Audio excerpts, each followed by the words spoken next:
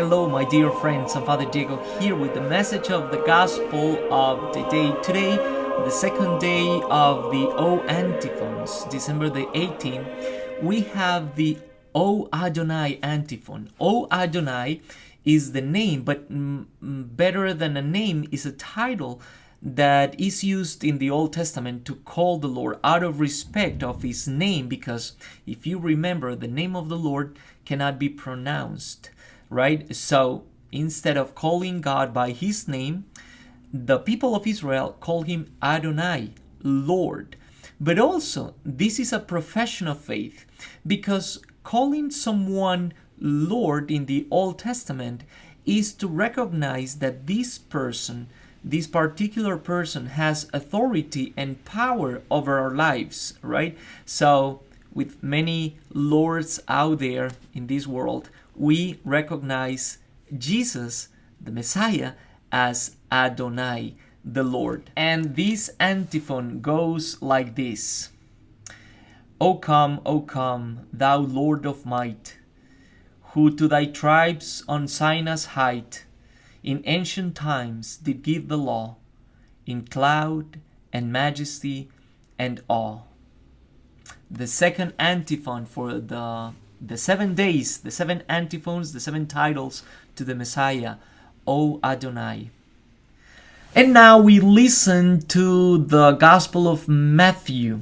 This is the story of the birth of Jesus, another version. The other one is from the book of the Gospel of Luke, the story of Mary. This is the story of Joseph, and we will know why. This is the version of Joseph, the Joseph side of the story of the birth of Jesus. Chapter 1, verses 18 to 25. Now, this is how the birth of Jesus came about. When his mother was betrothed to Joseph, but before they lived together, she was found with child through the Holy Spirit. Joseph, her husband, since he was a righteous man, yet unwilling to expose her to shame, decided to divorce her quietly. Such was his intention when, behold, the angel of the Lord appeared to him in a dream and said, Joseph, son of David, do not be afraid to take Mary your wife into your home, for it is through the Holy Spirit that this child has been conceived in her. She will bear a son, and you are to name him Jesus, because he will save his people from their sins. All this took place to fulfill what the Lord had said through the prophet. Behold, the virgin shall be with child and bear a son, and they shall name him Emmanuel, which means God is with us. When Joseph awoke, he did as the angel of the Lord had commanded him and took his wife into his home. He had no relations with her until she bore a son and named him Jesus. All right, so as I said, this is the side of the story in which Joseph is the main character. Let me tell you something. Yesterday, one of my relatives sent me a comment regarding yesterday's gospel. She said, beautiful story, yes, the genealogy of Jesus and this kind of his family and all this stuff, but where are the women? They are not mentioning the story. Well, yes, 3 women are mentioning that genealogy.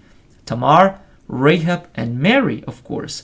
And yet, this is a patriarchal narrative, if you want. The intention of the Gospel of Matthew is to link the story of Jesus with the people, the story of the people of Israel, which is a patriarchal culture, right? So Joseph is the main character here. It doesn't mean that women are not important in Jesus' ministry. Later on, we will find out that Jesus kind of gives back the dignity to all women who were in his life, in his public ministry.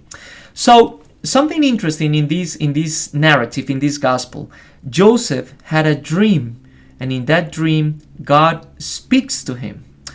Dreams in the Old and in the New Testament as well are means to communicate the will, the voice of God to human beings. You probably recall the story of Joseph in the book of Genesis, chapter 42, I just guessing, and the story of Peter in the book of the Acts of the Apostle, chapter 17, when Peter had this dream and God allowed him to eat different animals.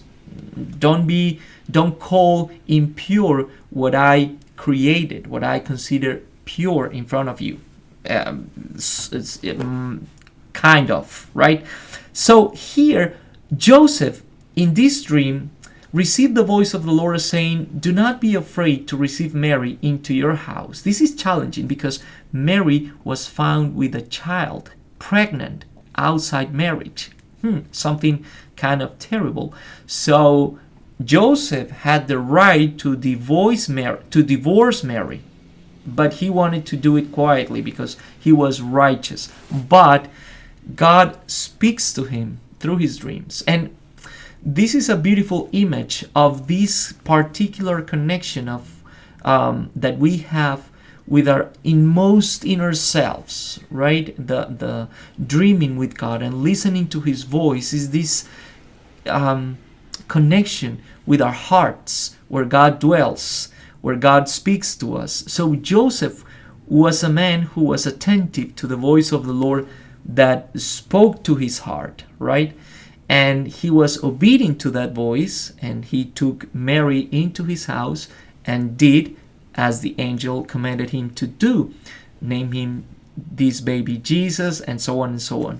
Joseph, the one who was attentive to the voice of the Lord speaking to his heart, may his intercession help us to be attentive to the voice of God that speaks to our hearts in that deep place in our hearts, the core, the center of our beings.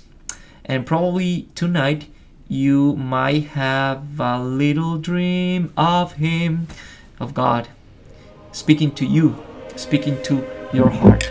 Coffee for today, and a wonderful day to everyone. I'll see you tomorrow with the message of the gospel. Bye-bye.